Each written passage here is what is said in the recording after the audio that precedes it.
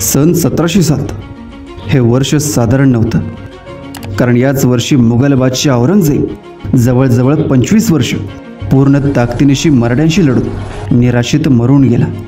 1681 साली दख्खन जिंकण्याच्या स्वप्नाने आलेला औरंगजेब 1707लाच महाराष्ट्राच्या मातीत गाडला जातो. यामागचं कारण म्हणजे शंभूराजांच्या बलिदानानंतर हा महाराष्ट्र औरंगजेबाविरुद्ध पेटून उठतो. छत्रपती राजाराम महाराज, महाराणी ताराराणी यांच्याबरोबर मराठी स्वराज्यावरील हे बलाढ्य संकट परतवून लावतात आणि औरंगजेबाला याच मातीत गाडतात. औरंगजेबाबरोबर एका कालखंडाची समाप्ती होते. पण याच वर्षी अजून एक मोठी घटना महाराष्ट्रात घडते. ती म्हणजे छत्रपती शिवरायांची सून महाराणी ताराराणी आणि शिवरायांचे नातू शाहू महाराज एकमेकांसमोर युद्धाला उभे राहतात. या दोघांमध्ये एक मोठी लढाई होते. ऊन वारा पावसाची तमा न बाळगता असंख्य संकटांना झेलून शिवरायांनी हे स्वराज्य निर्माण केलं. त्याच स्वराज्याचे 2 तुकडे होतात. पुढे स्वराज्याचे झालेले हे 2 तुकडे पुन्हा कधीच जुळून येत नाहीत. आज आपण व्हिडिओमध्ये या लढाईमुळे स्वराज्याचे हे 2 तुकडे कसे झाले हे पाहणार आहोत. औरंगजेबाच्या मृत्यूनंतर दिल्लीच्या गादीसाठी हपापलेली त्याची मुलं दिल्लीच्या रोखाने निघाली. दिल्लीत गेल्यावर यांच्यात गादीसाठी संघर्ष झाला आणि 14 मार्च 1707 रोजी आझमशाह हा मुघलांचा पुढचा बादशाह झाला.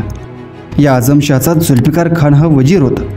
औरंगजेबाच्या तालमीत तयार झालेला जुल्फिकार खान हा चांगला शहाणा होता. त्याने आझमशहाला सांगितले की संभाजी महाराजांचा पुत्र शाहू आपल्या कैदेत आहे. हीच ती वेळ आहे त्याला सोडून द्यायची, कारण यामुळे मराठ्यांच्या दुफळी माजेल. आपण गेली कित्येक वर्ष यांच्याशी लढतोय. आता हा लढा असा चालू ठेवणं मुघलांना परवडणारं नाही. त्यामुळे शाहूला कैदेतून मुक्त करावे. यानंतर बादशाह आझमशहाने बुराणपूर येथे काही अटींवर शाहूंची सुटका केली. महाराष्ट्रात परतल्यानंतर शाहूंना सर्वात महत्त्वाचं कार्य करायचं होतं, ते म्हणजे स्वराज्यातील लोक आपल्याकडे वळवून घेणं. त्यामुळे त्यांनी सर्व मराठा सरदारांना पत्रे लिहून कळवले की मीच स्वराज्याचा खरा वारसदार आहे, त्यामुळे तुम्ही मला येऊन मिळावे. यानंतर स्वराज्यातील अनेक मराठा सरदार शाहूंना येऊन मिळाले. पण ही गोष्ट इथेच संपत नाही. महाराणी ताराबाईंना हे मान्य नव्हतं. त्यामुळे त्यांनी असे जाहीर केले की थोरल्या शिवाजी महाराजांनी निर्माण केलेलं स्वराज्य संभाजी महाराजांच्या बरोबर संपलं. नंतर राजाराम महाराजांनी हे राज्य निर्माण केलं. त्यामुळे आपला मुलगा दुसरा शिवाजी हाच स्वराज्याचा खरा वारसदार आहे. ताराबाईंच्या बाजूने सुद्धा अनेक लोक होते, त्यामुळे त्यांचा पक्षही मजबूत होता. सेनापती धनाजी जाधव, खंडेराव दाभाडे, शंकराजी नारायण, खंडो बल्लाळ, रामचंद्रपंत अमात्य, सिद्धोजी घोरपडे असे अनेक पराक्रमी सरदार ताराबाईंसोबत होते. पण यातील अनेक सरदारांशी ताराबाईंचे नीट बनत नव्हते.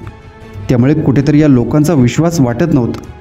यापुढेही ताराबाईंनी आपल्या सरदारांना शाहूंशी संधान बांधल्यास मुलाहिजा होणार नाही अशा कडक भाषेत पत्रे लिहिली होती.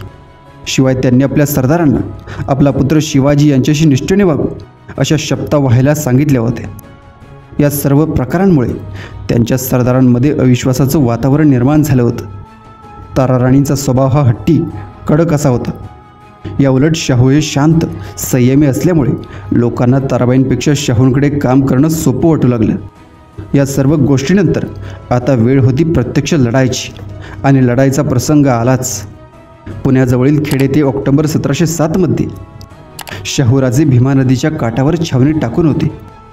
त्यांच्यासमोरच त्यांच्याशी लढायला ताराबाईंचे सैन्य सरसेनापती धनाजी जाधवांच्या बरोबर नदीच्या अलीकडील तीरावर छावणी टाकून होते. शाहूंच्या सैन्याच्या तुलनेत ताराबाईंचे सैन्य मजबूत होते. त्यामुळे ताराबाईंपुढे शाहूंचं टिकणं कठीण होतं. पण पुढे युद्धाचं पारडं बदललं, कारण बाळाजी विश्वनाथांनी 11 ऑक्टोबर 1707च्या दिवशी या युद्धात हस्तक्षेप करून महत्त्वाच्या घडामोडी घडवल्या आणि पुढचा इतिहास बदलून गेला. असे नक्की काय घडले त्या दिवशी?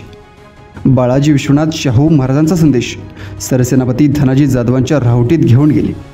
त्यावेळी धनाजी जाधव, बाळाजी विश्वनाथ आणि खंडो बल्लाळ यांच्यात खूप वेळ चर्चा झाली. शेवटी बाळाजी विश्वनाथांनी शाहू महाराज हेच स्वराज्याचे खरे वारसदार असून स्वराज्यावर खरा त्यांचाच हक्क आहे हे म्हणणे धनाजी जाधव आणि खंडो बल्लाळांना पटवून दिले. ही गोष्ट त्या रात्री अगदी गुप्त ठेवण्यात आली. दुसरा दिवस उजाडला. तो दिवस होता प्रत्यक्ष युद्धाचा. 12 ऑक्टोबर 1707च्या सकाळी सकाळी लढाईला तोंड फुटले. युद्ध रंगात आले. पण ऐनवेळी ताराबाईंच्या पक्षातील धनाजी जाधवांनी आपली बाजू बदलली. यामुळे ताराबाईंचे सैन्य गोंधळले. त्यामुळे शाहूंचे सैन्य ताराबाईंच्या सैन्यावर तुटून पडले आणि त्यांनी पुढच्या सैन्याचा पराभव केला. लढाईनंतर ताराबाईंच्या पक्षातील खंडेराव दाभाडे यांना शाहूंच्या सैन्याने कैद केलं. चिटणीसांनी या लढाईचं वर्णन केलं आहे ते असं: महाराज, लढाई सिद्ध झाली. धनाजी जाधव आणि प्रतिनिधी चाल करून आले. परसोजी भोसले व चिमणाजी दामोदर यांनी घोडे चालवून लढाई केली. महाराजांनी चालवून घेतले. प्रतिनिधी वगैरेंचा मोड होऊन पळून गेले. त्यांचे 10-5 हजार स्वार सापडले. सेनापतींनी आपले विचारातील सर्वच घेऊन घोड्यावरून उतरून मुजरे केले. महाराजांनी खेडच्या मैदानी मुक्काम केला. लोकांनी कामे केली म्हणून त्याच बहुमान बक्षीस दिले. दुसऱ्या दिवशी सेनापतींच्या भेटी सन्मानी करून झाली. सुमुहूर्तावर सेनापती पदाची वस्त्रे व बहुमान दिला. खंडोबल्लाळ यासही चिटणीसी वस्त्रे दिली. ताराबाईंचा या युद्धात खूप मोठा पराभव झाला. याचे कारण असणारे सेनापती धनाजी जाधव दुसऱ्या दिवशी शाहू महाराजांचे सेनापती झाले.